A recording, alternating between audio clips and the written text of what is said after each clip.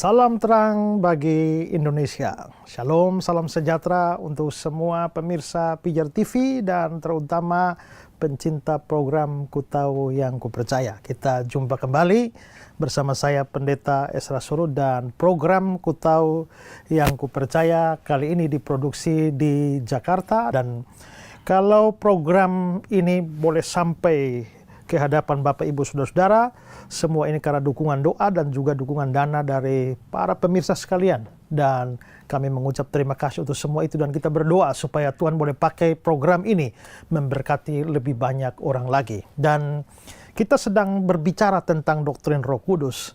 Apabila dalam pelajaran-pelajaran sebelumnya atau di episode-episode sebelumnya maupun yang akan kita bahas sekarang ini, kalau itu membuat atau bikin munculnya pertanyaan di dalam pikiran saudara, maka silakan kami berikan kesempatan kepada saudara juga untuk bertanya. Silakan kirimkan pertanyaan saudara ke nomor yang ada di layar kaca Anda dan tim Pijar TV akan dengan senang hati melayani atau menjawab pertanyaan saudara-saudara. Nah, saudara, kita sedang ada dalam pelajaran tentang doktrin Roh Kudus dan dalam episode sebelumnya kita sudah membahas tentang simbol-simbol dari Roh Kudus. Bahwa Roh Kudus itu disimbolkan dengan banyak hal. Kita sudah melihat bahwa Roh Kudus itu disimbolkan dengan burung merpati. Roh Kudus juga disimbolkan dengan angin. Roh Kudus disimbolkan dengan air. Ini 3 simbol Roh Kudus dan masing-masing dari gambaran ini itu mengajarkan hal tertentu tentang Roh Kudus, entah pribadinya maupun juga karyanya atau pekerjaannya. Nah, sekarang kita akan melihat simbol yang lain dari Roh Kudus. Itu simbol yang cukup terkenal, itu yaitu api. Ada lagu lama, api Roh Suci bakar hatiku dengan kasih yang murni dari Kalvari. Roh Pentakosta, berarti Roh Pentakosta, tapi kalimat pertama api Roh Suci, berarti Roh Kudus digambarkan dengan api. Jadi merpati, angin, air, dan juga api. Dan bahwa Roh Kudus disimbolkan dengan api, itu juga secara implisit nampak di dalam 1 Tesalonika 5 ayat 19 yang mengatakan janganlah padamkan roh. Janganlah padamkan roh. Padam, istilah padam itu jelas menunjukkan bahwa Roh Kudus itu digambarkan sebagai api, makanya bisa padam, ya. Herbert Locker itu mengutip kata-kata dari seorang yang namanya Campbell Morgan. Dia mengatakan memadamkan mensyaratkan kehadiran roh sebagai api. Ya, maka jelas di sini bahwa memang Roh Kudus itu disimbolkan dengan api. Nah, pertanyaan kita sekarang adalah pada waktu Roh Kudus itu disimbolkan atau digambarkan dengan api, itu apa maksudnya? Atau itu menggambarkan apa? Nah, kita perlu melihat ke dalam Perjanjian Lama. Pertama-tama bahwa api itu biasa dipakai untuk menggambarkan kehadiran Allah. Jikalau Allah hadir di hadapan Israel atau di hadapan seseorang, maka seringkali itu dia muncul dengan tanda api ini.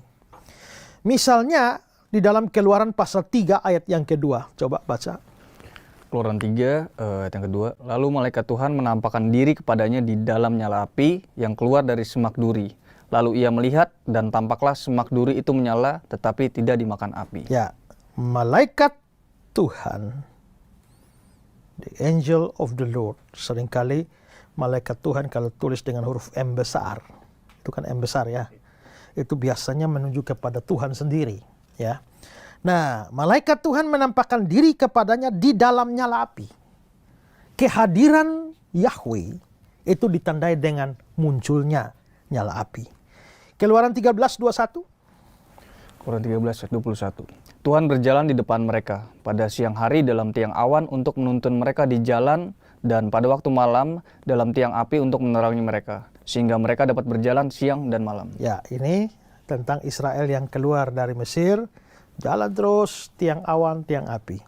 Nah, adanya tiang awan pada waktu siang, adanya tiang api pada waktu malam itu untuk menggambarkan bahwa Tuhan selalu menyertai umatnya.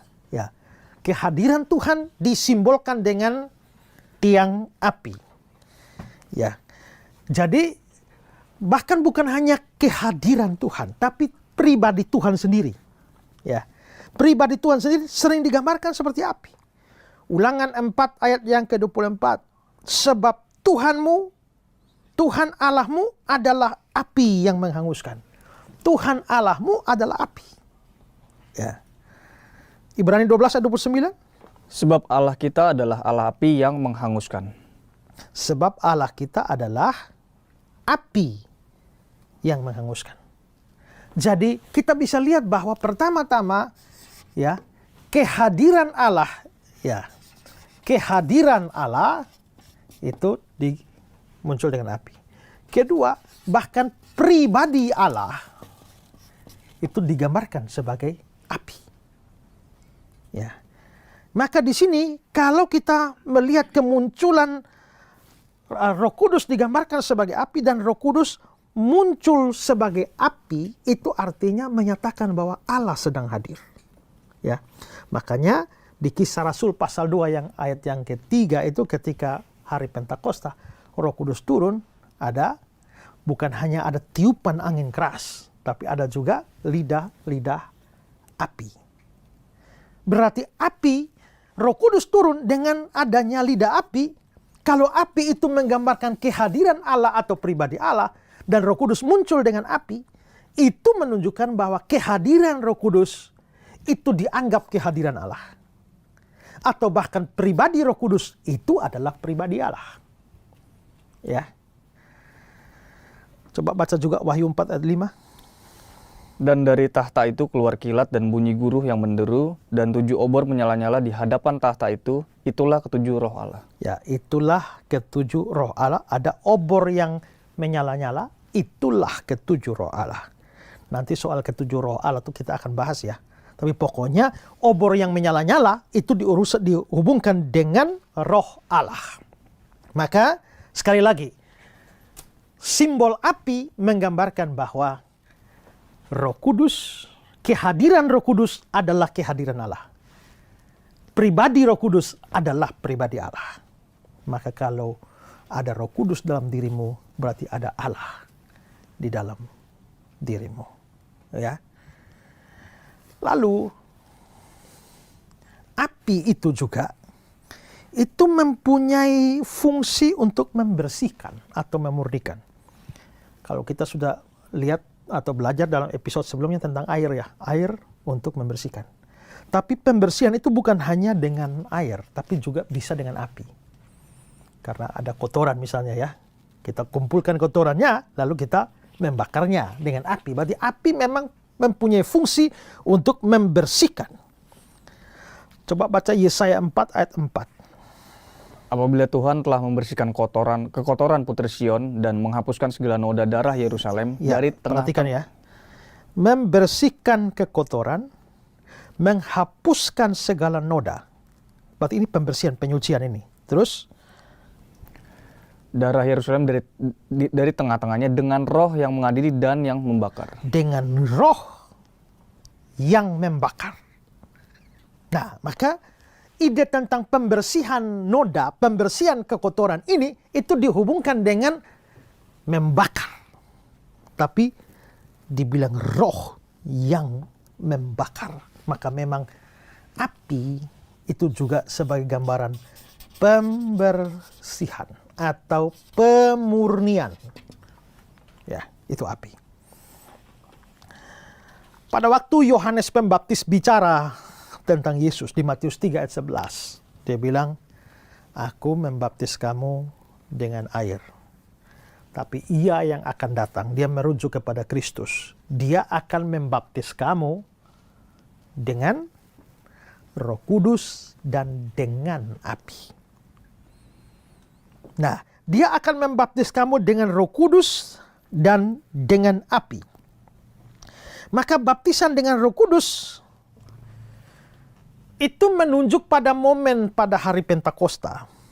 Ini kan Matius 3 ayat 11. Ini kan baru Yohanes yang ngomong. Kalau ia datang, dia akan membaptis kamu dengan Roh Kudus dan dengan api. Saudara lihat, akan. Berarti pada waktu Yohanes Pembaptis ngomong, itu baptisan Roh Kudus dan api ini belum terjadi. Baru akan. Nah, kapan baptisan dengan Roh Kudus ini terjadi oleh Kristus? Ini hari Pentakosta, di mana murid-murid menerima Roh Kudus. Tapi apa yang dimaksudkan dengan api di sini, baptisan api? Nah, ini baptisan api ini berhubungan dengan pemurnian, dimurnikan. Coba kita baca Maliaki 3 ayat 2-3. Siapakah yang dapat tahan akan hari kedatangannya? Dan siapakah yang dapat tetap berdiri apabila ia menampakkan diri? Sebab ia seperti api tukang pemurni logam dan seperti sabun tukang penatu. Ia akan duduk seperti orang memurnikan dan mentahirkan perak. Dan ia mentahirkan orang Lewi, menyucikan mereka seperti emas dan seperti perak. Supaya mereka menjadi orang-orang yang mempersembahkan korban yang benar kepada Tuhan. Ya, saudara perhatikan ya. Ia seperti api tukang pemurni logam. Untuk memurnikan, mentahirkan perak. Jadi perak, logam itu dimurnikan dengan api. Semua kekotoran dibersihkan sehingga menghasilkan sesuatu perak atau logam yang betul-betul murni. Ya. Maka di sini kita bisa lihat bahwa pekerjaan Roh Kudus sebagai api itu memurnikan. Maka Roh Kudus digambarkan sebagai api. Selain tadi kehadiran Allah, tapi di sini ini berurusan dengan pemurnian. Jadi seperti Roh Kudus atau Roh Kudus seperti air yang membersihkan hati kita, yang kita bahas dalam episode sebelumnya, Roh Kudus juga seperti api yang membersihkan, memurnikan kita. Ya. Seorang namanya A.B. Simpson dalam bukunya The Holy Spirit, Power and From High, dia bilang, seperti api yang memusnahkan sanga atau kotoran logam dan menghasilkan logam cair yang murni yang tak tercampur.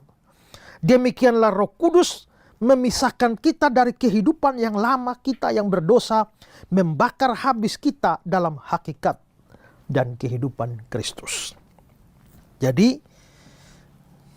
begitu api Roh Kudus hadir dalam hati kita, dia betul-betul membakar kita, ya, menyucikan kita sehingga makin hari ini hidup kita ini makin baik, ya.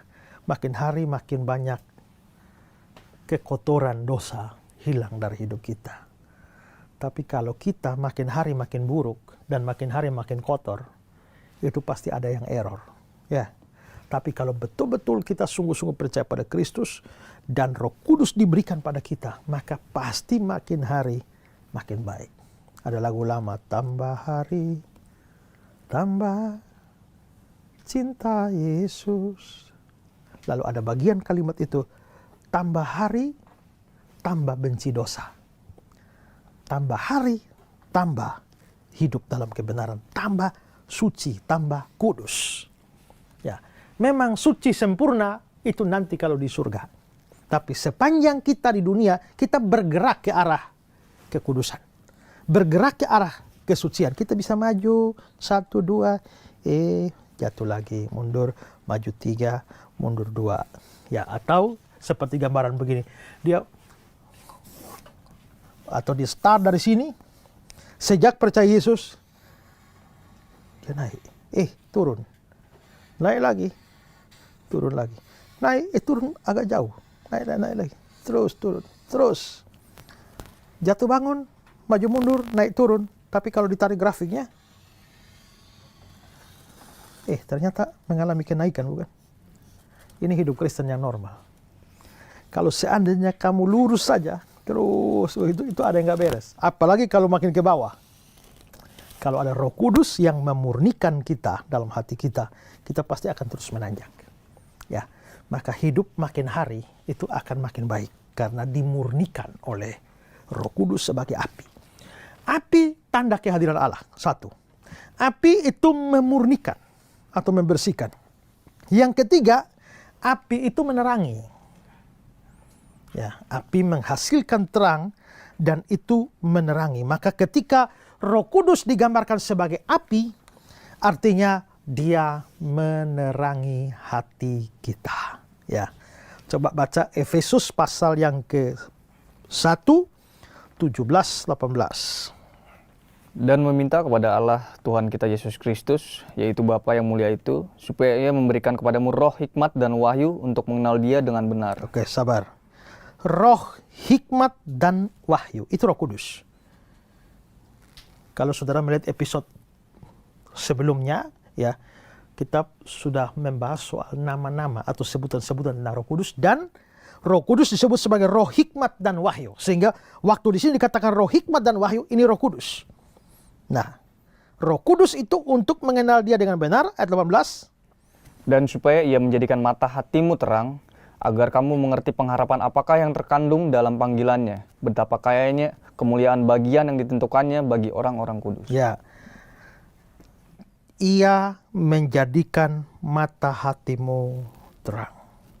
Ingat, sebelum kita percaya Yesus, hati kita ini gelap. Ya, hati kita ini penuh dengan kegelapan. Tapi sejak kita percaya Yesus, ada Roh Kudus, seperti api di dalam hidup kita. Maka teranglah hidup kita. Coba banding juga dengan Ibrani 6 ayat yang keempat. Sebab mereka yang pernah diterangi hatinya, yang pernah mengecap karunia surgawi, dan yang pernah mendapat bagian dalam Roh Kudus. Ya, oke. Mereka yang pernah diterangi hatinya, mendapat bagian dari Roh Kudus. Artinya mendapat bagian dari Roh Kudus itu membuat hati menjadi terang. Ya. Nah, maka kita ini menjadi anak-anak terang. Kalau Roh Kudus ada di dalam hati kita, maka hati kita diterangi. Keempat, 1, 2, 3 itu menerangi. Keempat itu adalah memanaskan. Seperti api, dimanapun api hadir, maka itu memanaskan atau memberikan kehangatan. Terutama ketika orang mengalami kedinginan, ya, lalu seonggok api unggun itu bisa membuat kehangatan. Ya, maka di sini itu berbicara bahwa Roh Kudus menghangatkan kita secara simbolis, dan itu artinya seperti dia, ya misalnya orang bilang, ya, kalau kalian dua misalnya pacaran, tapi kamu jahat terus sama dia, ya nakal terus, bikin ini sampai akhirnya kamu datang, sudah hati saya sudah dingin sama kamu. Artinya apa? Sudah nggak ada rasa lagi tuh, ya, sudah dingin, ya. Nah, sudah dingin begitu, butuh api unggun tuh, ya, yang menghangatkan kembali. Artinya di hati saya sudah dingin buat kamu, dia sudah kecewa sekali. Ya. Nah, kita itu juga dalam hidup kadang-kadang kita menjadi kecewa. Kita kecewa dengan banyak hal, bahkan orang sudah percaya pun bisa kecewa, kan? Ya, saya sudah berdoa sekian lama, kok Tuhan kok nggak kabulkan doa saya. Ya, saya sudah rencanakan semua dengan baik, ternyata musibah ini terjadi. Orang banyak kecewa juga dengan Tuhan. Ya, hidup tidak berjalan, katanya diberkati, ternyata gara-gara ikut Tuhan malah masalah tambah banyak. Ya. Orang bisa menjadi kecewa. Nah, disinilah pada waktu kekecewaan terjadi, hati kita itu seperti dingin, ya, seperti dingin. Dan kehadiran Roh Kudus itu memberikan kehangatan. Dia membuang rasa kecewa kita, ya. Coba lihat Roma 5 ayat 5. Dan pengharapan tidak mengecewakan, karena kasih Allah telah dicurahkan di dalam hati kita oleh Roh Kudus yang telah dikaruniakan kepada kita. Ya, pengharapan tidak mengecewakan, karena Roh Kudus dicurahkan. Jadi adanya Roh Kudus itu membuat atau membuang kekecewaan. Ada satu pengharapan yang sedang ada di depan. Itu menjadi pengharapan orang percaya. Bahkan dalam hidup ini kita menaruh harapan. Tapi seringkali harapan tidak terjadi. Kita bisa kecewa, tapi Roh Kudus memberikan kehangatan.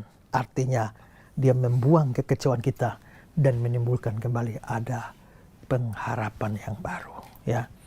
Saudara pemirsa di rumah, mungkin ada kekecewaan yang ada dalam hati saudara. Ikut Tuhan, saudara harap begini, tapi kenyataannya seperti ini, membuat saudara kecewa. seorang ibu yang cinta Tuhan, ya.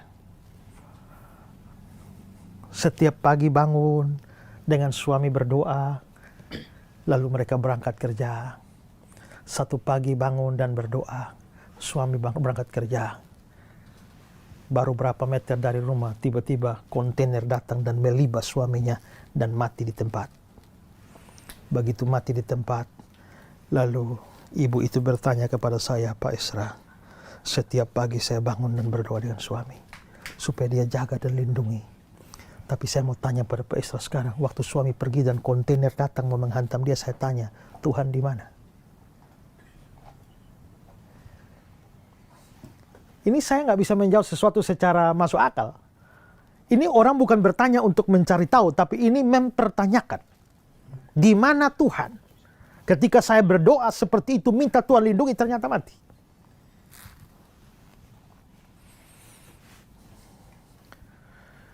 Saya juga punya kenalan, suami istri, punya anak 2.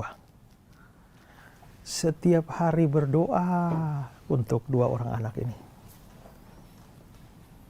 Mengasihi Tuhan, ya. 1 anak laki, 1 anak perempuan. Anak laki pergi ke Amerika, main ski di salju sana, dan hilang sampai sekarang. Setiap tahun mereka berdua suami istri pergi dan cari anaknya. Sampai hari ini tidak ketemu. Anak perempuan yang didoakan ternyata dapat jodoh dengan orang saksi Yehova. Dan kawin sama orang saksi Yehova. Dan bertanya pada saya, Pak, saya doakan anak saya tiap hari. Kenapa 1 jadi saksi Yehova dan 1 hilang? Ini pertanyaan-pertanyaan yang lahir dari kekecewaan. Pemirsa di rumah, saudara juga mungkin pernah kecewa dengan Tuhan. Ada banyak harapan tidak terjadi. Tapi disinilah pekerjaan Roh Kudus sebagai api. Ya, dan dia akan membuat pengharapan kita tidak mengecewakan. Dan terutama pengharapan pada kekekalan itu tidak mengecewakan. Maka Roh Kudus sebagai api yang memberikan kehangatan di dalam kita. Sehingga sekalipun ada banyak hal yang tidak berjalan sesuai dengan harapan-harapan kita, tapi hati kita tetap bergairah untuk mengiring Tuhan dan melayani Tuhan. Ketika hatimu sudah dingin karena berbagai macam kekecewaan, saudara perlu Roh Kudus. Minta Roh Kudus, api Roh Kudus itu menghangatkan hatimu kembali, supaya engkau kembali bergairah di dalam mengiring Tuhan maupun juga melayani Tuhan. Ya, itu Roh Kudus sebagai api. Lalu Alkitab juga punya gambaran lain tentang Roh Kudus, di mana Roh Kudus digambarkan sebagai garam. Ya, Roh Kudus sebagai garam ini mungkin agak jarang atau asing. Kalau Roh Kudus sebagai api kita tahu, api Roh Suci bakar hatiku. Oh, Roh Kudus itu api. Kalau Roh Kudus sebagai angin, kita tahu karena hari Pentakosta Roh Kudus itu ada angin. Roh Kudus sebagai air, tahu, mengalirlah kuasa Roh Kudus, mengalirlah di tempat ini. Oh, mengalir berarti air. Roh Kudus sebagai merpati, kita juga tahu karena Yesus waktu dibaptis, Roh Kudus datang kepadanya dalam rupa burung merpati. Tapi Roh Kudus sebagai garam ini agak asing. Dan mungkin ada juga yang baru pernah mendengar ya, di mana ya ada ayat-ayat yang mengatakan bahwa Roh Kudus itu disimbolkan dengan garam. Nah, saya mau kita melihat satu ayat yang agak aneh memang ya. Ya, coba Markus 9 ayat 49. Karena setiap orang akan digarami dengan api. Ya, setiap orang digarami dengan, mestinya digarami itu dengan apa? Garam. Harusnya digarami dengan garam ya.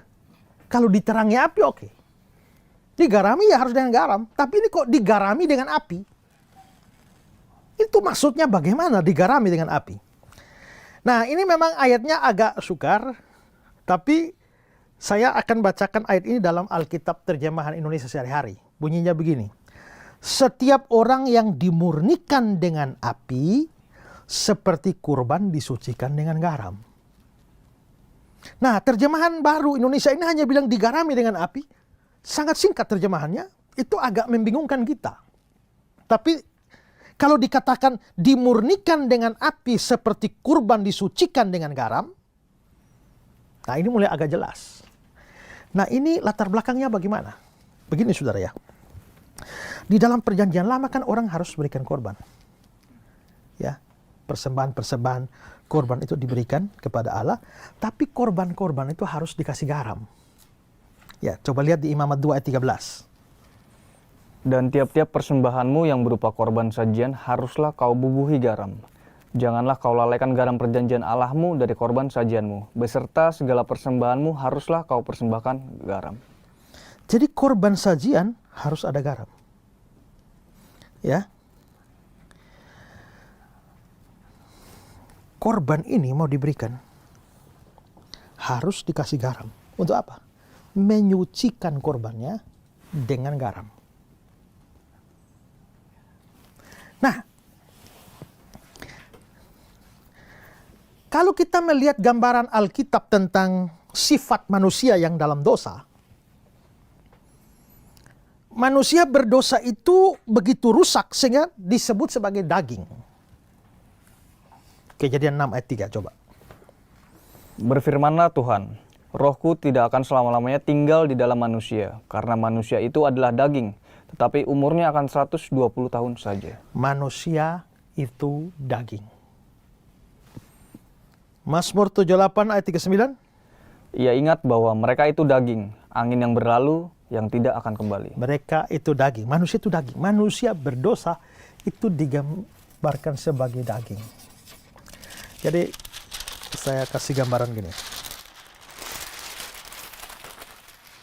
Di dalam perjanjian lama harus ada korban yang diberikan. Korban itu harus dikasih garam untuk menyucikannya. Di dalam perjanjian lama juga manusia berdosa itu disebut sebagai daging. Ya, manusia itu berdosa disebut sebagai daging. Nah, manusia berdosa yang disebut daging ini itu harus disucikan. Harus disucikan seperti korban ini disucikan dengan garam. Ya. Nah, kalau begitu, dengan apa kalau korban ini disucikan dengan garam? Dengan apa daging ini disucikan? Ya. Api. Api juga gambaran Roh Kudus. Maka seperti korban disucikan dengan garam, demikianlah manusia berdosa disucikan dengan Roh Kudus. Maka di sini perbandingannya garam yang menyucikan korban sebagai Roh Kudus yang menyucikan manusia. Ya. Maka Roh Kudus digambarkan sebagai garam. Coba baca kata-kata Loker. Menjadi digarami dengan api, menyeratkan pengaruh ganda dari roh. Pertama, sebagai api, dia membersihkan kehidupan orang percaya, melenyapkan semua kenajisan dan pembusukan. Kemudian sebagai garam, dia menjaga orang percaya tetap bersih, menjaganya hari demi hari dari kerusakan dosa. Ya, jadi di sini ada dua gambaran memang, api dan garam. Seperti api, simbol dari Roh Kudus yang kita sudah pelajari, demikian juga garam itu untuk menyucikan dan juga mengawetkan korban ini. Demikian juga pekerjaan Roh Kudus di dalam diri orang percaya. Maka Roh Kudus digambarkan dengan garam. Ya. Lalu selanjutnya kita melihat satu gambaran lain yang juga populer, yaitu Roh Kudus digambarkan sebagai minyak. Ya. Dulu ada lagu, isilah minyak, minyak Roh Kudus. Itu lagu-lagu tua tuh ya, belum lahir itu lagu. Ya, minyak Roh Kudus. Maka Roh Kudus digambarkan sebagai minyak. Nah, di dalam perjanjian lama, kalau ada pengurapan, Itu yang selalu dipakai itu adalah minyak. Ya. Coba Keluaran 29 ayat 7. Sesudah itu kau ambillah minyak urapan dan kau tuang ke atas kepalanya, dan kau urapilah dia. Ya, minyak dipakai untuk mengurapi, makanya disebut minyak urapan. Maka minyak dipakai mengurapi. Juga 1 Samuel 10 ayat 1. Lalu Samuel mengambil buli-buli berisi minyak, dituangkannyalah ke atas kepala Saul, diciumnyalah dia sambil berkata, bukankah Tuhan telah mengurapi engkau menjadi raja atas umatnya Israel? Inilah tandanya bagimu, bahwa Tuhan telah mengurapi engkau menjadi raja atas miliknya sendiri. Jadi Samuel menaruh minyak di atas Saul, lalu dibilang, inilah tandanya bahwa Tuhan mengurapi engkau. Tuhan mengurapi tapi dia taruh minyak di atas. Maka minyak itu sering dipakai sebagai atau dipakai di dalam pengurapan. Nah, saudara-saudara, kalau minyak itu dipakai mengurapi. Nah, tentang mengurapi ini, ternyata pekerjaan mengurapi ini itu ada hubungan dengan Roh Kudus. Ya. Coba lihat Yesaya 61. Roh Tuhan Allah ada padaku, oleh karena Tuhan telah mengurapi aku. Roh Tuhan Allah itu Roh Kudus ada padaku. Lalu Ada padaku, oleh karena Tuhan telah mengurapi aku. mengurapi. Roh ada padaku, mengurapi. Berarti mengurapi itu ada hubungan dengan Roh Kudus. Ya. Kisah 10 ayat 38. Yaitu tentang Yesus dari Nazaret. Bagaimana Allah mengurapi dia dengan Roh Kudus dan kuat kuasa. Mengurapi dia dengan Roh Kudus. Mengurapi ada hubungan dengan Roh Kudus. Maka saudara lihat, tadi minyak dipakai untuk mengurapi. Sedangkan mengurapi berhubungan dengan Roh Kudus. Maka tidak bisa tidak, minyak yang dipakai untuk mengurapi itu adalah simbol dari Roh Kudus. Ya, simbol dari Roh Kudus. Itulah sebabnya ketika Daud diurapi dengan minyak, langsung Roh Kudus berkuasa atas dia. Ya, 1 Samuel 16 ayat 13. Samuel mengambil tabung tanduk yang berisi minyak itu dan mengurapi Daud Ya. di tengah-tengah. Minyak dan mengurapi. Terus Di tengah-tengah saudaranya, sejak hari itu dan seterusnya berkuasalah Roh Tuhan atas Daud. berkuasalah Roh Tuhan. Begitu Daud diurapi dengan minyak, Roh Allah, Roh Kudus berkuasa. Maka ada hubungan antara mengurapi, minyak, dan Roh Kudus. Di mana Roh Kudus mengurapi dan disimbolkan dengan minyak. Ya. Jadi Roh Kudus disimbolkan dengan minyak menggambarkan tindakannya dalam mengurapi orang percaya. Maka Roh Kudus mengurapi kita semua yang percaya. Semua orang percaya diurapi dengan Roh Kudus. Jadi waktu kita bicara simbol Roh Kudus sebagai minyak, itu bicara soal pekerjaan pengurapan. Nah, selain berkaitan dengan pengurapan, simbol minyak itu juga berhubungan dengan kekuatan atau energi. Kalau mobil nggak dikasih minyak, nggak jalan, ya kan? Maka kita punya BBM, bahan bakar minyak, itu memberikan tenaga, itu berikan kekuatan. Minyak itulah yang membuat api menyala. Jadi ada energi, ada kekuatan. Maka bicara soal minyak, bicara soal energi atau kekuatan. Oke, mari lihat Sakaria 4. Ayat yang kedua hingga ayat 6. Maka berkatalah ia kepadaku, apa yang engkau lihat? Jawabku, aku melihat tampak sebuah kandil dari emas seluruhnya. Dan Oke, kandil ini tempat lampu ya.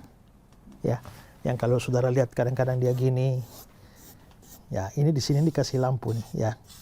Jadi aku melihat sebuah kandil, berarti tempat lampu. Terus dari emas seluruhnya dan tempat minyaknya di bagian atasnya. ya, jadi ada tempat minyak. Oke. Kandil itu ada 7 pelitanya dan ada 7 corot pada masing-masing pelita yang ada di bagian atasnya itu. dan pohon zaitun ada terukir padanya, satu di sebelah kanan tempat minyak itu dan satu di sebelah kirinya. Lalu berbicaralah aku, kataku kepada malaikat yang berbicara dengan aku itu, apakah arti semuanya ini, Tuanku? Maka berbicaralah malaikat yang berbicara dengan aku itu, katanya kepadaku, tidakkah engkau tahu apa artinya semua ini? Jawabku, tidak, Tuanku. Maka berbicaralah ia, katanya, inilah firman Tuhan kepada Zerubabel, bunyinya, bukan dengan keperkasaan dan bukan dengan kekuatan, melainkan dengan rohku, firman Tuhan semesta alam. Jadi Tuhan menunjukkan ada tempat lampu, lalu ada lampu-lampu menyala, ada minyaknya yang membuat lampu menyala. Lalu ditanya ini apa artinya? Nah, dijawab, inilah firman Tuhan kepada Zerubabel, bukan dengan keperkasaan, bukan dengan kekuatan, melainkan oleh rohku. Berarti sama seperti minyak ini yang menyalakan lampu-lampu ini, demikianlah rohku. Jadi lampu ini menyala, ini ada energi, ada kekuatan dari minyak ini.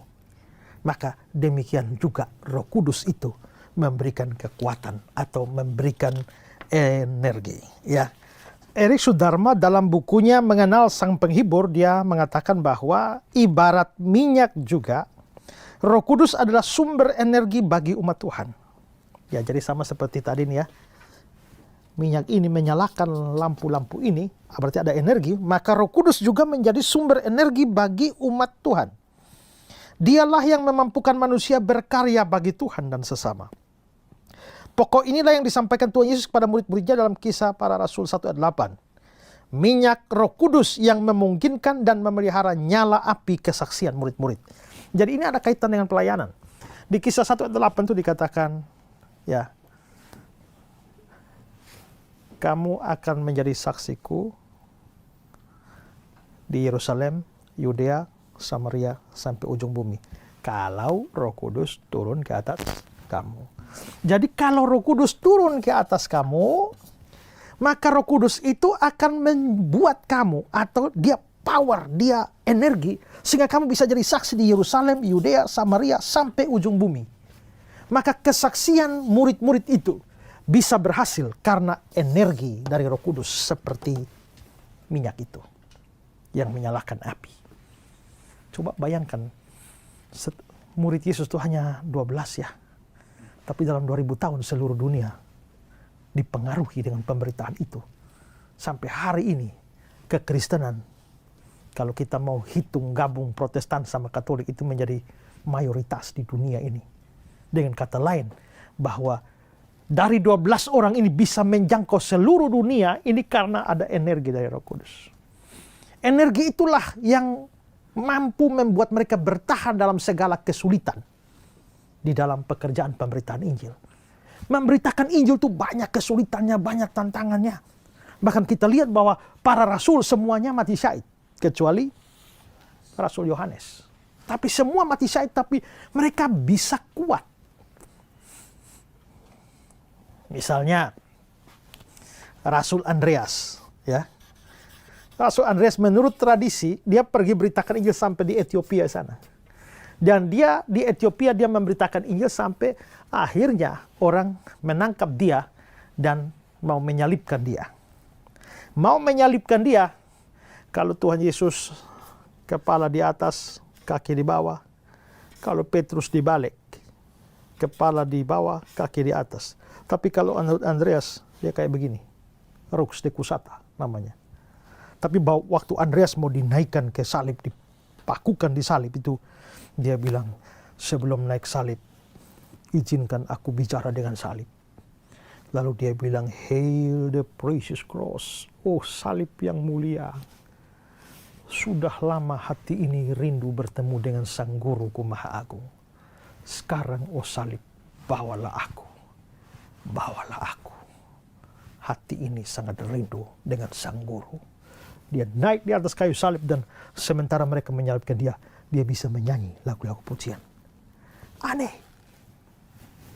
Dari mana kekuatan semacam ini?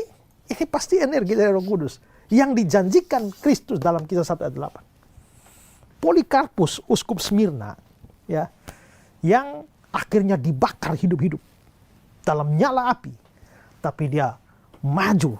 Mereka mau ikat dia, tapi dia bilang tidak usah. Ya, dia menghadap api itu dengan sangat berani. 78 tahun.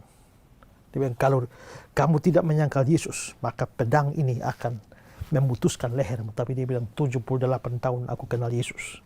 Belum sekalipun dia mengecewakan aku.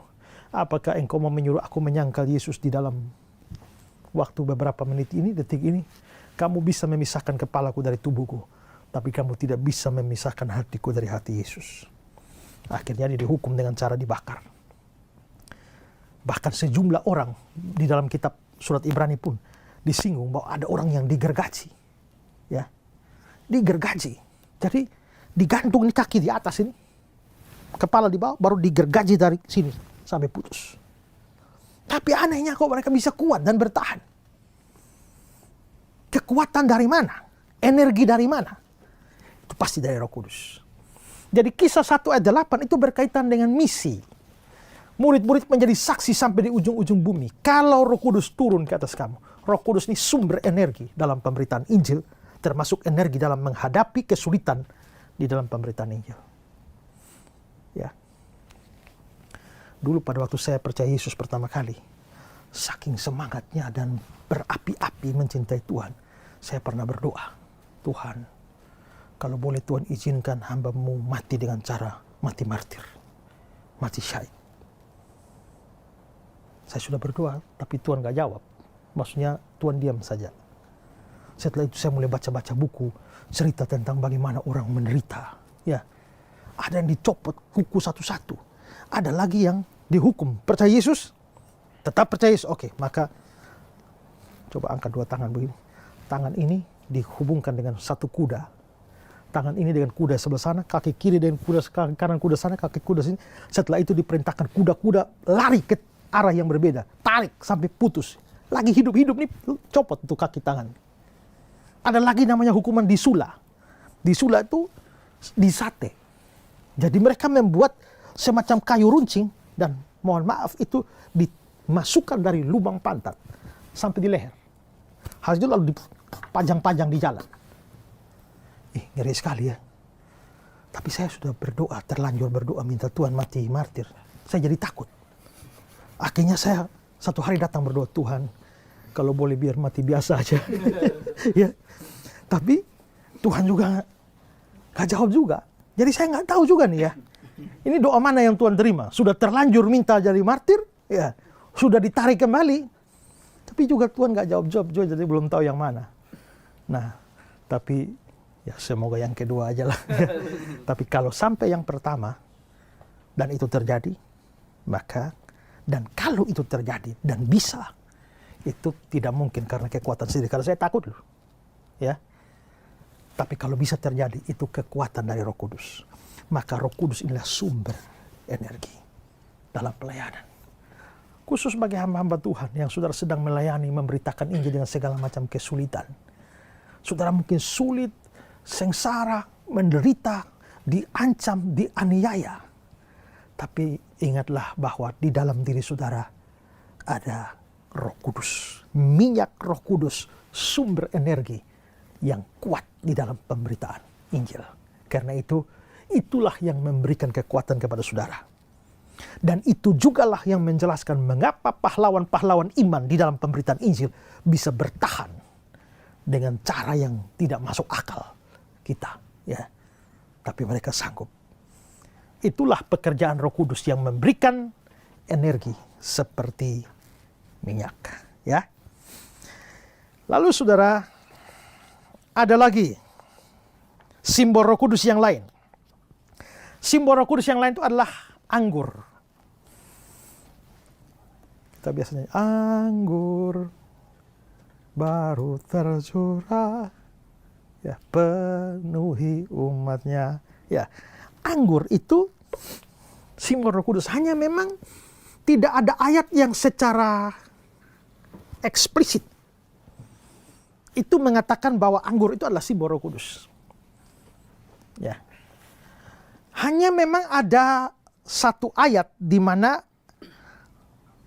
anggur dan Roh Kudus itu dihubungkan. Itu di Efesus 5 ayat 18. Coba baca. Dan janganlah kamu mabuk oleh anggur, karena anggur menimbulkan hawa nafsu, tetapi hendaklah kamu penuh dengan roh. Di sini anggur dan roh dibicarakan bersama. Tapi tidak mengatakan bahwa anggur adalah simbol roh. Ini justru dalam perbandingan. Ya. Janganlah kamu mabuk oleh anggur, tapi kamu penuh dengan roh. Nah, walaupun tidak dibilang ini simbol, tapi kelihatannya ada sejumlah kesamaan. Karena jangan kamu mabuk oleh anggur, tapi hendaklah kamu penuh dengan roh. Kenapa anggur dan roh itu dihubungkan? Karena kelihatannya antara orang mabuk anggur dengan orang penuh roh itu ada kemiripan. Ya, di mana kemiripannya? Kalau orang mabuk anggur, dia dikuasai oleh anggur. Ya, maka dia mabuk. Saya pernah lihat ada orang mabuk dan dia peluk tiang listrik dan dia rayu-rayu dan dia cium-cium belai-belai tiang listrik. Berarti dia sedang dikuasai oleh anggur. Ada yang mantan pemabuk? Ya, ada. Ya, kalau ada saudara mengerti apa yang saya katakan, ya kan? Ya, dikuasai oleh anggur. Nah, sebaliknya orang yang dipenuhi roh, artinya dikuasai roh. Jadi kesamaan antara mabuk anggur dan penuh roh itu adalah sama-sama dikuasai. Ada kesamaannya, ada bedanya. Kalau bedanya adalah orang mabuk anggur, dia hilang kesadaran. Tapi kalau orang dipenuhi roh, nggak hilang kesadaran. Ya. Hari ini ada banyak orang mengklaim dipenuhi roh tapi hilang kesadaran. Sampai guling-guling buka celana pun dia nggak sadar, ya kan? Ya. Sejumlah persekutuan doa yang saya datangi, itu mereka dibagikan kain untuk dililit, khususnya perempuan, dililit. Kenapa? Karena nanti kalau dipenuhi roh, bisa aman. Kenapa? Karena kalau mereka dipenuhi roh, mereka guling-guling pakai rok, mereka nggak sadar rok itu terangkat apa segala macam, nggak tahu. Makanya dikasih kain supaya aman. Artinya bahwa bagi mereka dipenuhi roh tuh sampai sadar, sampai rok terangkat pun nggak tahu. Ya, itu persis seperti orang yang mabuk anggur. Tapi itu jelas salah karena memang ada kesamaan antara mabuk anggur dengan penuhi roh, tapi ada perbedaannya. Perbedaannya kalau orang dipenuhi roh, fungsi akal budi itu tetap jalan. Kalau orang mabuk anggur, fungsi akal budinya tidak jalan. Tapi kesamaannya adalah sama-sama berada di bawah pengaruh. Seperti orang mabuk anggur itu di bawah pengaruh anggur, demikianlah orang dipenuhi roh, itu di bawah pengaruh roh. Nanti akan ada episode khusus waktu kita bahas soal dipenuhi roh. Itu apa sih artinya dipenuhi roh? Ya. Tapi di sini kita bisa melihat bahwa anggur dan roh itu dihubungkan. Karena itulah pada waktu murid-murid Yesus pada hari Pentakosta dapat pencurahan roh. Orang-orang menuduhnya apa? Coba lihat Kisah 2 ayat 13. Tetapi orang lain menyindir, mereka sedang mabuk oleh anggur manis. Nah, murid-murid lagi dapat roh, tapi dia bilang mereka sedang mabuk oleh anggur manis. Jadi ada hubungan. Itulah sebabnya orang menarik kesimpulan bahwa Roh Kudus bisa disimbolkan dengan anggur. Ya, bisa disimbolkan dengan anggur. Nah, pada waktu Roh Kudus itu disimbolkan dengan anggur, itu apa artinya? Ya. Gini. Kalau sebenarnya minum anggur itu nggak dosa. Ya. Minum anggur nggak dosa. Yang berdosa tuh kalau sampai mabuk anggur. Karena toh perjamuan kudus juga minum anggur ya. Tuhan Yesus juga bilang, akulah pokok anggur. Terus Paulus nasihati Timotius, berhubung pencernaanmu terganggu, jangan hanya minum air saja, tapi tambahkanlah anggur. Anggur juga bisa jadi obat. Ya, jadi minum anggur sendiri itu tidak dosa. Ada orang yang terlalu ekstrim sampai gak boleh, pokoknya minum anggur juga dosa. Enggak. Yang dilarang itu adalah mabuknya. Ya. Karena itu meminum anggur itu sesuatu yang umum. Pesta kawin di Kana pun Tuhan Yesus mengubah air jadi anggur. Sehingga di kalangan orang Yahudi ketika anggur itu menjadi minuman, itu menjadi minuman yang menyenangkan dan minuman yang membuat girang, membuat sukacita. Maka ada ayat-ayat yang menghubungkan antara anggur dengan sukacita. Ya. Mazmur 104 ayat 15. Dan anggur yang menyukakan hati manusia, yang membuat muka berseri karena minyak, dan makanan yang menyegarkan hati manusia. Anggur yang menyukakan hati manusia. Anggur itu bikin sukacita. Pengkhotbah 10 ayat 19. Untuk tertawa orang menghidangkan makanan. Anggur meriangkan hidup dan uang memungkinkan semuanya itu. Anggur meriangkan hidup. Jadi rupanya kalau ada anggur itu bikin sukacita. Kalau anggur bikin sukacita, lalu Roh Kudus itu disimbolkan dengan anggur, artinya Roh Kudus memberi sukacita. Ya, Roh Kudus memberi sukacita. Makanya buah roh menurut Galatia 5 ayat 22, tetapi buah roh ialah kasih, sukacita. Maka kalau ada Roh Kudus di dalam diri saudara, akan ada sukacita. Roma 14 ayat 17. Sebab kerajaan Allah bukanlah soal makanan dan minuman, tetapi soal kebenaran, damai sejahtera, dan sukacita oleh Roh Kudus. Sukacita oleh Roh Kudus. Roh Kudus menghasilkan sukacita. 1 Tesalonika 1 ayat 6. Dan kamu telah menjadi penurut kami dan penurut Tuhan. Dalam penindasan yang berat, kamu telah menerima firman itu dengan sukacita yang dikerjakan oleh Roh Kudus. Sukacita yang dikerjakan oleh Roh Kudus. Jadi tadi ayat-ayat yang kita lihat, anggur mendatangkan sukacita, kegirangan, ya, keriangan. Nah, kalau anggur simbol Roh Kudus, berarti Roh Kudus beri sukacita, itu satu buah roh, ya. Dan ayat-ayat itu adalah sukacita yang dikerjakan Roh Kudus. Dan dalam beberapa ayat yang lain, Roh Kudus itu dihadirkan bersama dengan kesukacitaan. Kisah 8 ayat yang ke-39. Dan setelah mereka keluar dari air, Roh Tuhan tiba-tiba melarikan Filipus dan sida-sida itu tidak melihatnya lagi. Ia meneruskan perjalanannya dengan sukacita. Ada Roh Tuhan, ada sukacita. Kisah 13 ayat 52. Dan murid-murid di Antioquia penuh dengan sukacita dan dengan Roh Kudus. Sukacita dan dengan Roh Kudus. Maka Roh Kudus dengan sukacita itu berhubungan. Anggur mendatangkan sukacita, maka Roh Kudus digambarkan sebagai anggur dan membawa sukacita. Ada lagu bilang, anggur baru. Itu gimana lagunya? Anggur baru tercurah, penuhi umatnya dengan sukacita. Nah, dengan sukacita. Bagus sekali suaramu. Ya. Anggur baru menggambarkan Roh Kudus yang berikan kita hati sukacita. Makanya hidup di dunia ini, dunia memberikan banyak alasan untuk menangis. Tapi Roh Allah memberikan banyak alasan untuk sukacita. Ya kan? Makanya orang biar susah, sedih, tapi dia di sisi lain, dia bisa bersukacita. Makanya coba lihat ada firman bilang, berbahagialah kamu apabila kamu menderita berbagai macam pencobaan. Kok pencobaan kok bisa bersukacita? Berbahagia? Berbahagialah kamu karena sekarang kamu berduka cita. Bagaimana berduka cita kok berbahagia? Dunia ini dengan segala macam kesulitan bisa membuat duka cita. Tapi Roh Kudus yang ada dalam hati itu sumber sukacita.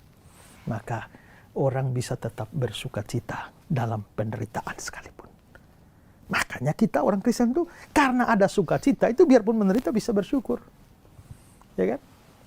Bisa bersyukur. Sadhu Sundar Singh ketika dia dalam satu perjalanan, lalu dia dirampok oleh orang. Pulang, habis dirampok duitnya, dia pulang, dia ambil buku harian, dia bilang, Tuhan, hari ini aku bersukacita dan berterima kasih padamu. Pertama, karena mereka merampok aku, mereka merampok uangku, tapi tidak semua. Karena aku tidak bawa semua dalam perjalanan, yang lain masih di rumah. Tuhan, aku bersukacita dan bersyukur padamu karena mereka merampok uangku tapi tidak merampok nyawaku.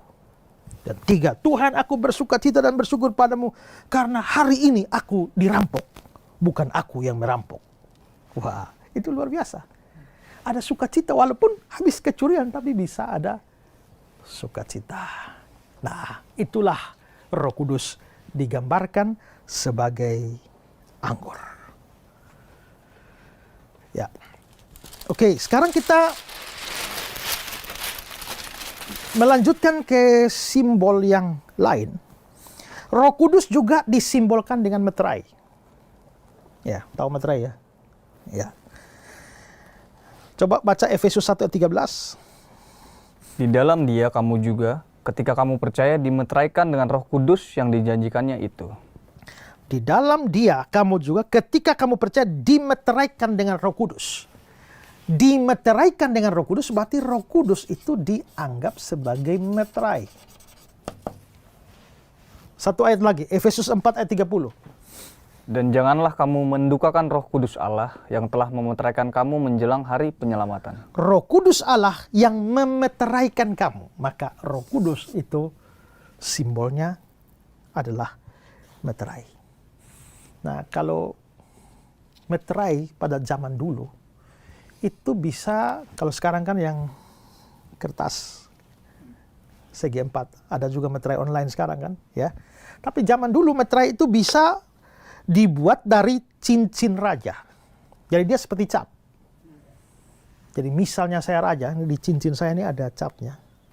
Maka ini surat ini resmi, tak, itu asli, ya.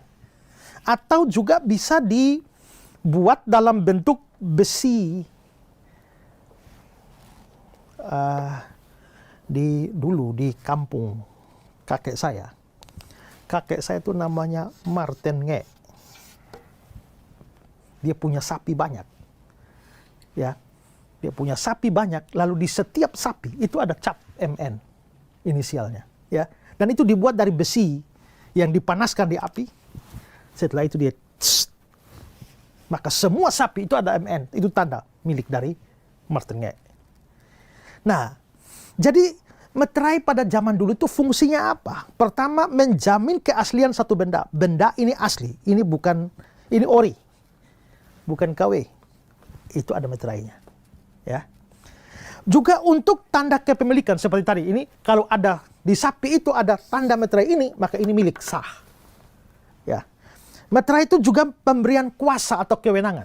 Jadi misalnya saya mau ngutus kamu menghadiri konferensi di mana mewakili saya. Bukti bahwa itu sungguh-sungguh kamu mewakili saya. Surat pengantar ada, saya kasih meterainya. Ya. Itu asli. Itu betul-betul pemberian kuasa dan kewenangan. Dan juga menjamin keamanan. Nah, maka Roh Kudus disebut meterai. Artinya Roh Kudus itu adalah tanda bahwa kita milik Allah. Seperti ada meterai sebagai tanda bahwa sapi itu miliknya Martin Nge, maka ada Roh Kudus itu tanda bahwa kita ini milik Allah. Ya. Jadi kalau ada Roh Kudus dalam diri kamu, itu bukti kamu adalah milik Allah. Ada Roh Kudus dalam diri kamu, bukti kamu milik Allah. Nggak ada Roh Kudus dalam diri kamu, kamu bukan milik Allah. Jadi Roh Kudus itu sebagai tanda milik. Dan masih ada beberapa pengertian lain tentang meterai ini. Tapi itu akan kita bahas secara khusus tentang pemeteraian Roh Kudus dalam episode yang akan datang, ya. Nah, tapi di sini memang kita tahu bahwa Roh Kudus digambarkan sebagai meterai, ya. Lalu yang terakhir dari simbol-simbol ini adalah bahwa Roh Kudus juga bisa digambarkan dengan angka 7, ya. Coba baca Wahyu 3 ayat 1. Dan tuliskanlah kepada malaikat jemaat di Sardis, inilah firman Dia yang memiliki ketujuh roh Allah dan ketujuh bintang itu. Ketujuh roh Allah. Lalu Wahyu 4 ayat 5. Dan dari tahta itu keluar kilat dan bunyi guruh yang menderu. Dan 7 obor menyala-nyala di hadapan tahta itu, itulah ketujuh roh Allah. Ketujuh roh Allah. Wahyu 5 ayat 6. Itulah ketujuh roh Allah yang diutus ke seluruh bumi. Jadi ada roh Allah itu dihubungkan dengan angka 7, ketujuh roh Allah. Nah, saya pernah singgung dalam episode sebelumnya, ini tidak boleh diartikan bahwa Roh Kudus itu ada 7. Nah, kalau Roh Kudus ada 7, maka ini bukan Tritunggal lagi, karena Roh Kudusnya 7, tambah Bapa, tambah Anak, 9. Ya. Maka di sini tidak boleh ditafsirkan Roh Kudus ada 7. Nah, harus diingat begini bahwa khusus kitab Wahyu, mulai dari Wahyu 1, 2, 3 itu masih harfiah ya. Tapi walaupun ada juga bahasa simbolis, tapi mulai Wahyu pasal 4 ke atas itu kebanyakannya adalah bahasa simbolis. Aku melihat seekor binatang keluar dari laut bertanduk 7 dan berkepala ini macam-macam, ada mata 7, tanduk 7. Itu semua tidak boleh diartikan secara harfiah. Ya, itu semua simbol. Terutama angka-angka itu simbol. Ya. Makanya termasuk juga angka 666 itu. Ini bukan angka harfiah. Antikristus itu angkanya 666. Maka orang alergi dengan angka 666 ini ya. Saya pernah ditelepon oleh seorang. Karena saya di gereja, satu gereja dengan ada hamba Tuhan yang lain, penginjil yang lain. Lalu ada jemaat telepon, Pak, itu penginjil itu macam apa penginjil hamba Tuhan model begitu? Kenapa? Kok coba Pak periksa coba HP-nya. Coba lihat 3 angka terakhir dari nomor HP. Saya lihat ada 666. Kenapa? Masa hamba Tuhan kok pakai nomor antikris? Ya. Kalau punya plat nomor mobil 666, itu mobil antikris. Ya. Maka orang menjadi alergi sekali mendengar atau melihat angka 666. Lalu, waduh, antikris. Dan ada juga yang terlalu jenius dalam tanda petik. Sampai berhasil menemukan angka 666 di segala macam tempat. Tulisan Coca-Cola itu loh, yang begini-gini bisa jadi 666. Lalu, ya, Vodafone, apalagi itu ya. Di, Chrome. Ya, itu juga tuh lihat baik-baik itu. Amaris, jiwa detektifnya terlalu besar, ya kan? Sampai berhasil menemukan 666 di segala macam tempat. Tidak. Angka 666 yang dikatakan gambaran angka antikris, ini angka simbolis. Angka simbolis. Lalu simbol apa? Nantilah kita bicarakan, kan saya bukan bahas antikris sekarang kan. Saya hanya mau menunjukkan bahwa angka-angka dalam kitab Wahyu itu tidak harfiah. Maka ketika dibilang ketujuh roh Allah, itu bukan berarti bahwa roh Allah ada 7. Kalau kita tafsirkan roh Allah ada 7, namanya kita mengharfiahkan angka 7. Padahal itu adalah angka simbolis. Nah, kita ingat bahwa kita berhadapan dengan budaya sana, budaya timur, ya, bukan budaya kita. Yang semua angka itu biasanya ada artinya. Angka 1 itu simbol apa, angka 2 simbol apa, angka 3 simbol apa, sampai angka 40 itu ada simbol apa. Makanya kebanyakan angka 40 itu muncul dia. Oh, Tuhan Yesus berpuasa 40 hari, Israel di padang gurun 40 tahun, apalagi pokoknya banyak 40 itu angka simbol. Termasuk angka 7. Ya. Nah, angka 7 di sini itu biasanya ya, itu tidak harfiah. Ya, tapi simbolik, dan angka 7 ini adalah simbol dari kelengkapan atau kegenapan. Ya. Lengkap, genap, sempurna. Itu angka 7. Sehingga kalau dia bilang ketujuh roh Allah, artinya apa? Bukan ada 7 roh. Artinya adalah roh Allah dengan seluruh kekuatannya dan seluruh kepenuhannya, seluruh kekuasaannya. Itu disimbolkan dengan angka 7. Itu artinya 7 roh Allah. Ya.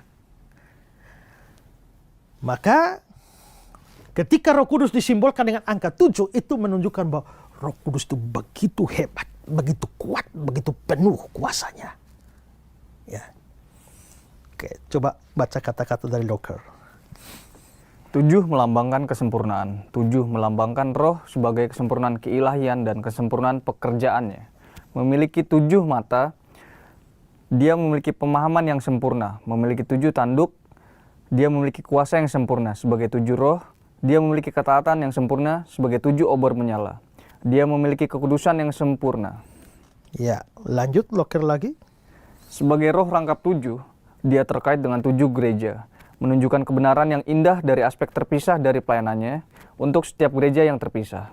Dia tidak sama untuk semua, tetapi memberikan dirinya kepada masing-masing secara khusus, seperti seorang ibu memberikan seluruh dirinya kepada masing-masing dari 7 anak yang mungkin telah dilahirkannya. Ya, jadi ini adalah roh dengan kekuatan yang lengkap, kekuatan yang sempurna, kekuatan yang genap. Dan roh itu untuk 7 gereja, 7 juga sempurna, maka untuk seluruh gereja. Maka roh memberikan kekuatan yang begitu hebat terhadap seluruh gereja Tuhan. Itu makna dari angka 7 yang dihubungkan dengan roh Allah, ke-7 roh Allah. Jadi saudara-saudara, kita sudah melihat ada begitu banyak simbol-simbol dari Roh Kudus. Dan simbol-simbol Roh Kudus itu memberikan gambaran kepada kita seperti apa, bagaimana cara kerja dari Roh Kudus. Oke, ada pertanyaan? Saya, Pak. Ya. Tadi Bapak sempat menyinggung tentang minyak sebagai lambang Roh Kudus. Lalu bagaimana dengan praktik minyak urapan? Apakah minyak urapan ini juga simbol urapan dari Roh Kudus? Iya, memang minyak urapan itu simbol dari Roh Kudus memang. Di dalam Alkitab. Kalau kita bicara Alkitab, tapi kalau bicara minyak urapan yang sekarang dipakai heboh-heboh di mana-mana, ya itu penggunaannya jelas sesuatu yang tidak benar. Ya, mengapa? Coba kamu baca dulu Keluaran pasal 30. Ya, Keluaran pasal yang ke-30 mulai ayat 29 sampai ayat 33. Coba baca judulnya dulu. Judul perikopnya yang diberikan lembaga Alkitab. Perikopnya mengenai minyak urapan yang kudus. Oke, jadi ini soal minyak urapan ya. Lalu mulai ayat 29. Haruslah kau kuduskan semuanya sehingga menjadi maha kudus. Setiap orang yang kena kepadanya akan menjadi kudus. Engkau harus juga mengurapi dan menguduskan Harun dan anak-anaknya supaya mereka memegang jabatan imam bagiku. Dan kepada orang Israel harus kau katakan demikian, inilah yang harus menjadi minyak urapan yang kudus bagiku di antara kamu turun-temurun. Kepada badan orang biasa janganlah minyak itu dicurahkan, dan janganlah kau buat minyak yang semacam itu dengan memakai campuran itu juga. Itulah minyak yang kudus, dan harus itu kudus bagimu. Orang mencampur rempah-rempah menjadi minyak yang semacam itu, atau yang membubuhnya pada badan orang awam, haruslah dilenyapkan dari antara bangsanya. Dari ayat ini terlihat bahwa gini loh. Pertama, minyak urapan itu bukan minyak sembarang. Itu harus ada campurannya yang sudah diatur. Dan orang kalau buat sembarang, ya, itu diancam dengan hukuman mati. Jadi minyak urapan bukan minyak sembarang, bukan minyak bimuli yang kamu doakan langsung jadi minyak urapan. Ya. Kedua, minyak urapan itu dipakai untuk apa di Alkitab? Itu ada 2. Minyak urapan itu pertama untuk mengurapi imam Harun dan imam keturunannya, ya, imam-imam. Kedua, itu untuk mengurapi perkakas bait Allah, benda-benda di rumah Tuhan. Ya. Lalu dikatakan kepada badan orang awam tidak boleh dikasih. Siapa yang membubuhi minyak itu pada badan orang awam itu harus dilenyapkan dari bangsa, artinya dibunuh mati itu, hukuman mati. Nah, sekarang apakah imam masih ada? Nggak ada lagi. Imam kita sekarang cuma satu, Yesus Kristus. Apakah perkakas bait Allah masih ada? Nggak ada. Jangankan perkakas bait Allahnya sudah justru tidak ada, ya kan? Maka kalau imam tidak ada, perkakas bait Allah tidak ada, minyak urapan untuk apa? Maka pada masa perjanjian baru minyak urapan sudah tidak berfungsi lagi. Maka sebenarnya penggunaan minyak urapan pada masa perjanjian baru tidak relevan. Ya. Dan kalau berikan pada badan orang awam dihukum mati. Nah, makanya sekarang praktek-praktek ini bikin minyak urapan lalu pakai doa orang sakit. Nggak ada ceritanya di Alkitab tuh orang sakit dikasih minyak urapan.